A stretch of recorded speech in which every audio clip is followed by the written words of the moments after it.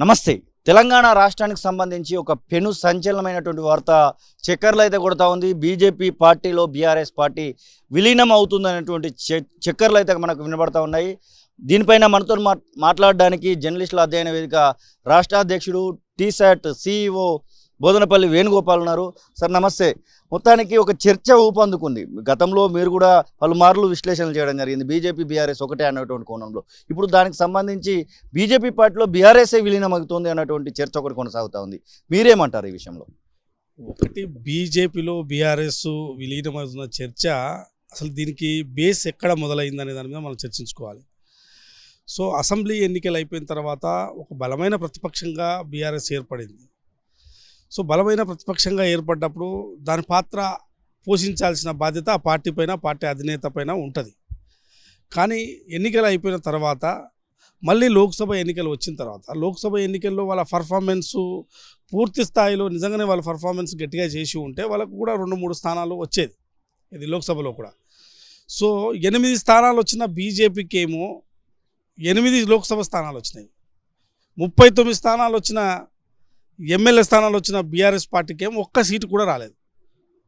So assembly ఎన్నికల్లో దాదాపుగా 37% vote శాతం తెచ్చుకున్న బీఆర్ఎస్కు లోక్సభ ఎన్నికలు వచ్చే వరకు అది 16% పడిపోయింది. సో ఈ క్రమం అంతా చూస్తూ ఉంటే ఎక్కడో బీఆర్ఎస్ తన బలాన్ని వదిలేసుకొని తన బలాన్ని బీజేపీకి అందిపుచ్చాలని చెప్పి ఒక ప్రయత్నంగా లోక్సభ ఎన్నికల్లో కనపడ్డది. సో అది ఒక అవగాహన ఒప్పందమా, లేదా భవిష్యత్తులో బీఆర్ఎస్ పార్టీని బీజేపీలో ఎట్లాగో విలీనం చేస్తాం, బీజేపీ బలపడితే మనం బలపడ్డట్లేని వాళ్ళు భావించిర్రా, లేదా అంతర్గతంగా ఏమైనా చర్చలు జరిగినాయా, ఇవన్నీ కూడా ఇప్పుడు బయటకు వస్తున్న అంశాలుగా మనకు కనపడుతున్నాయి. అందుకోసమే ఇది చక్కర్లు కొడుతుందా లేకుంటే నిజమా, భవిష్యత్తులో ఇదే జరగబోతుందా అనేది కొంత వెయిట్ అండ్ సీలో మనం చూడాల్సిందే. అయితే ప్రస్తుతానికి మాత్రం బీఆర్ఎస్ పార్టీకి సంబంధించిన నేతలు ఢిల్లీకి తిరుగుతున్న విధానం చూస్తుంటే జనరల్గా ప్రతిపక్షం ఉన్న పార్టీకి పెద్ద ఢిల్లీలో ఏం పని ఉండదు, అధికారంలో ఉంటే ఖచ్చితంగా పోయి కేంద్ర ప్రభుత్వం కలవాలి, చేయాలి. కానీ ఇప్పుడు జరుగుతున్న వారి కేసులలో ఇరుక్కోవడం కావచ్చు, వాళ్ళ కుటుంబ సభ్యులు, ఇవన్నిటిలో నుంచి బయటపడాలి అని అనుకుంటే బీజేపీతో సత్సంబంధాలు పెట్టుకోవాలా, లేకుంటే బీఆర్ఎస్నే తీసుకుపోయి బీజేపీలో కలిపితే ఏ ఇబ్బంది ఉండదు, ఇక భవిష్యత్తులో ఒక జాతీయ పార్టీలో మనం కూడా ఉంటాం అనే ఒక ఆలోచన వాళ్ళకు ఉన్నదా? కానీ ఏదేమైనా ఈ పరిణామాలన్నీ చూస్తుంటే భవిష్యత్తులో బీఆర్ఎస్ పార్టీ బీజేపీలో కలిసే అవకాశాలు స్పష్టంగా కనపడుతున్నాయి. అది నిజంగా మరి రాజకీయంగా నిలబడి జాతీయ పార్టీని ఎదిరించేయడమే నిలబడతాము కేంద్రంలో ఉన్న బీజేపీని అనుకుంటే వాళ్ళు నిలబడవచ్చు. కానీ ఆ పరిస్థితులు కనపడతలేదు. సో అందుకోసమే ఈ అంశాలన్నీ తెరపైకి వస్తున్నాయని మనం చెప్పొచ్చు. ఇదే సందర్భంలో KT Rama Rao BRS party working president కొద్దిసేపటి క్రితము ఒక వార్త అయితే రిలీజ్ చేసినటువంటి పరిస్థితి. ఎవరైతే ఈ యొక్క దుష్ప్రచారం చేస్తూ ఉన్నారో వారందరికీ హెచ్చరిక అంటూ ఇంకా 100 ఏళ్ల పాటు బీఆర్ఎస్ పార్టీ ఇట్లానే ఉంటుంది అనేటువంటి మాట చెప్తా ఉన్నారు. వారి మాటలు ఎట్లా చూడొచ్చు అంటారు? ఒకటి, బీఆర్ఎస్ పార్టీని ఎవ్వరు ఉండకూడదని ఎవరైనా కోరుకుంటలేరు. పార్టీలు ఒక 4-5 పార్టీలు ఉంటేనే ప్రజాస్వామ్యానికి మంచిది అనేది మన లాంటి వాళ్ళు కోరుకుంటాం.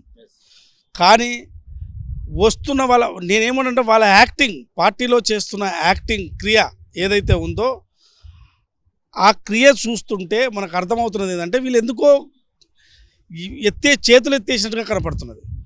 బలంగా నిలబడి మేము కొట్లాడతాం, బీజేపీ అయినా కాంగ్రెస్ అయినా మాకు ఒకటే ధీటుగా ఎదుర్కొంటామనే ఒక స్లోగన్ కనపడట్లేదు. సో 100 ఏళ్ల పాటు కాదు, 200 ఏళ్ల పాటు ఉన్నా ఎవరికేం అభ్యంతరం లేదు బీఆర్ఎస్ పార్టీ. కానీ ఉండని రాజకీయ పార్టీలు బీజేపీ ఉండాలి, కాంగ్రెస్ ఉండాలి, సిపిఎం ఉండాలి, సిపిఐ ఉండాలి, బీఆర్ఎస్ ఉండాలి కోరుకుంటాం.